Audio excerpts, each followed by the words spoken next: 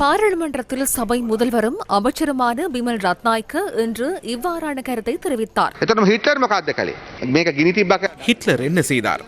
இதற்கு தீ வைத்தார், அதற்கு தீ வைத்தார் என கூறி டச் கம்யூனிஸ்ட் ஒருவரை பிடித்தார், கைது செய்துவிட்டு கம்யூனிஸ்ட் புரட்சி உருவாக போகிறது என தெரிவித்தார். அதற்கு பின்னர் 24 மணித்தியாலங்களுக்குள் ஜனாதிபதிக்கு அழுத்தம் கொடுத்து ராய்ஸ்டாக் தீயணைப்பு கட்டளை என்ற ஒரு அவசரகால கட்டளையில் கையெழுத்து வாங்கினார். அவ்வாறு செய்துவிட்டு அடிப்படை சிவில் சுதந்திரங்களை ரத்து செய்தார், எதிர்க்கட்சி ஊடகங்களை தடை செய்தார் மற்றும் அரசியல் எதிரிகளை பெருமளவில் கைது செய்ய அனுமதித்தார். அதன் பின்னர் இது முழுமையாக ஹிட்லரினால் செய்யப்பட்ட ஒரு விடயம் என்பது நிரூபணமானது. அது மிகவும் பிரபல்யமான ஒரு விடயம். தீ விபத்திற்கு பின்னர் எடுத்துக்கொண்டால் மிக அண்மைக்கால உதாரணம். அது ஏறத்தாழ 100 வருடங்கள் பழமையானது. மெட்ரிட் ரயில் குண்டுவெடிப்பு. ஸ்பெயினில் பாஸ்க் அமைப்பினருடன் ஒரு பிரச்சனை இருப்பது நீங்கள் அறிந்ததே. அதன் பிரகாரம் 2004ஆம் ஆண்டு தேர்தலுக்கு 3 நாட்களுக்கு முன்னதாக, சரியாக இங்கு நடந்தது போன்று சில நாட்களுக்கு முன்னதாக மெட்ரிட்டில் உள்ள ரயில் நிலையங்களில் குண்டுகள் வெடித்தன. 2004ஆம் ஆண்டு மார்ச் மாதம் 11ஆம் திகதி 193 பேர் உயிரிழந்தனர். உயிர்த்த ஞாயிறு தாக்குதலை விட 100 பேர் வரை குறைவாகும். அப்போது அதை ஏன் செய்தார்கள் என்றால், அப்போது ஆட்சியில் இருந்தது ஒரு கன்சர்வேட்டிவ் அரசாங்கம், பார்ட்டிடோ பாப்புலர் என அழைக்கப்பட்டது.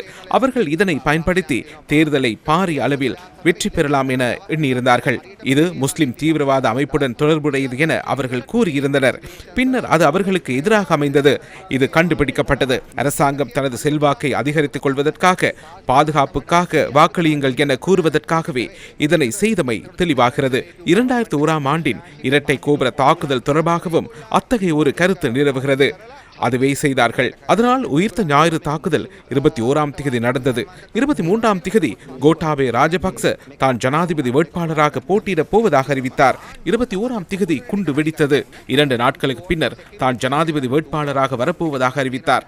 எனவே வரலாறு எவ்வாறு பயணித்திருக்கின்றது என்பதை சுட்டிக்காட்டுவதற்காகவே நான் இந்த 3 விடயங்களையும் கூறினேன். இன்று உயிர்த்த ஞாயிறு தாக்குதல் தொடர்பில் மீண்டும் இங்கு கூறியிருக்கின்றேன். இந்த உயிர்த்த ஞாயிறு தாக்குதலால் யார் அனாதரவானார்கள்? முழு இலங்கையின் பொருளாதாரமும் வீழ்ந்தது.